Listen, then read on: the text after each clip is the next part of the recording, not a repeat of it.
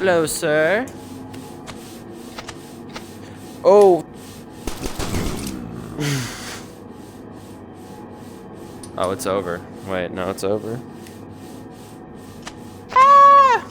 I can't lie, this one's tough. While I really wanted to like Endoparasitic VR, there are a few things that are keeping me from fully enjoying it. 2, 3, 4.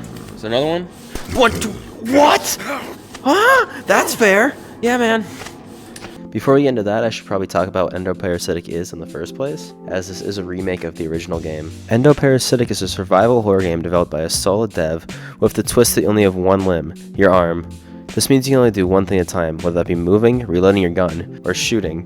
While only having one arm might sound more annoying than fun, the original Endoparasitic managed to keep its gameplay streamlined while also remaining challenging when needed. But anyways, the first thing you see when you boot up Endoparasitic VR is your 3 limbs being ripped off. Drag yourself to move. This is one way to start a game. I'm gonna burn that. Unlike the original, instead of pulling yourself on the ground, you move in a similar fashion to Gorilla Tag, which is a fantastic call from the developer, because having to drag yourself throughout an entire VR game would be very jarring. At first, you're completely unarmed, and your only form of defending yourself is to run away and hide behind security doors. Hi. So where is a gun? Hello? I need a weapon. Hello?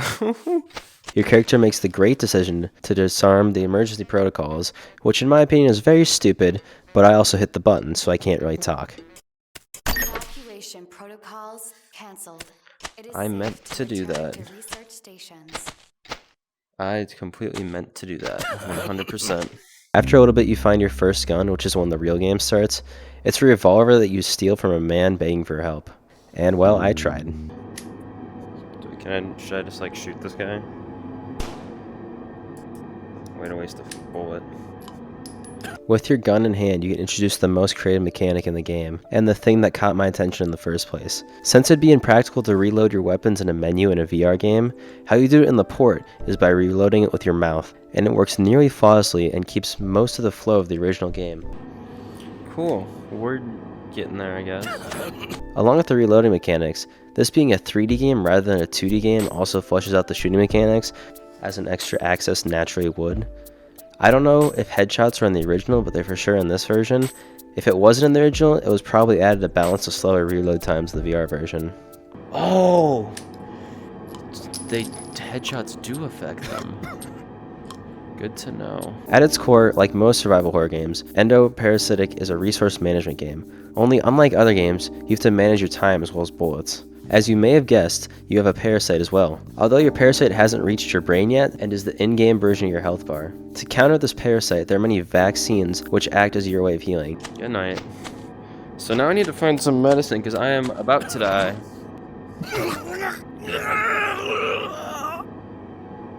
Jesus, dude. The parasite causes you to always feel like you need to be pushing forward, so naturally leads to risk-taking that you wouldn't do if you weren't consistently on the search for your next vaccine. I need health! It's actually over. Wait!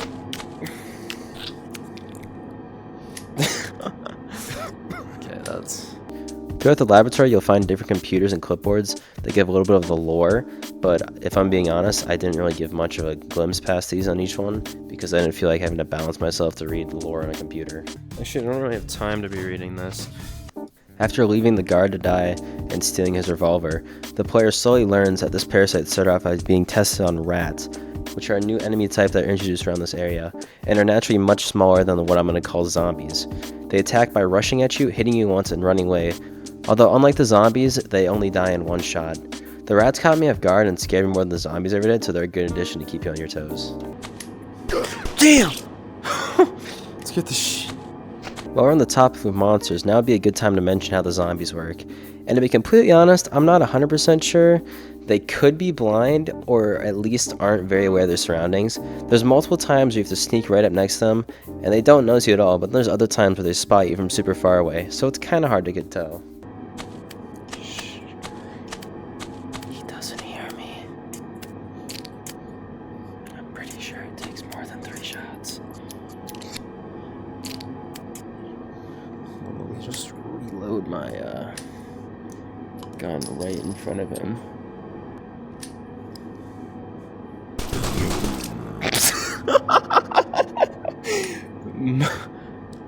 Good night. I'm only mentioning this because it leads into my first complaint, which is that the AI is a little buggy. For example, instead of hiding behind doors and walls, the monsters seem to try and pathfind straight to you, which gives away their exact location and kind of removes a lot of the tension. What the fuck is like... Hello? Around this area is where you'll find the double barrel shotgun, which is next to an actual dead body this time. The shotgun is a noticeable upgrade to the revolver, being able to one-shot the zombies, with the downside of it only being able to hold 2 bullets at once. Yup. Night. While you can only hold a certain amount of bullets at a time, Endoparasitic is good at supplying you a good amount of resources, whether that comes in the form of chests or just bullets sprinkled on the floor, from what I'm assuming was from the panic of when the parasites were first getting out of hand. I like the Lego noise. This was about the point when I ran into the other major problem of Endoparasitic VR. I randomly started clipping into walls. Like, walls wouldn't even form until I'd pass through them, and then I'd trap myself out of balance, and the only thing I'd do was reset. This happened to me a few times throughout my playthrough, and it only seemed to get worse and worse the further I made into the game. I don't want to over-exaggerate, it's not like it happened in every room, but it definitely happened enough to be noticeable and annoying. I just clipped through the wall. How did I... What? But this is also around one of my favorite sections in the game, where it's just a super long hallway with 5 zombies chasing you. I'll admit, it isn't telegraphed very well, but once you figure it out, it's actually pretty fun, and it teaches you how to run and reload at the same time. Okay, this is cool. Is that all of them? Oh my god, chat. I'd like to tell you this game ends, but I haven't beaten it. That's because I got stuck in a room that's pretty much an arena where you have to fight about 20 zombies all at once. Now at this point I was making pretty good progress and only really dying here or there until I got to this massive difficult spike. Missed. Oh, they're on me! Oh god, okay, we were playing a little casual there. Oh, it's over actually. Overall, I think Endoparasitic VR is really fun. It was able to take the core aspects of the original and perfectly translate them over to VR or find perfect substitutes. Its only main flaw is that it's sort of buggy. Although if you can push through the occasional broken wall, I truly think you'll have a good time. And if you don't want to deal with bugs, the original Endoparasitic is also very solid. And as far as I know, is much more polished. Alright, that's all I got for you. Thanks for watching. Hopefully I'll see you next week if I manage to get a video up by then. Shout out Chip. Oh, Jesus Christ! That actually scared the shit out of me.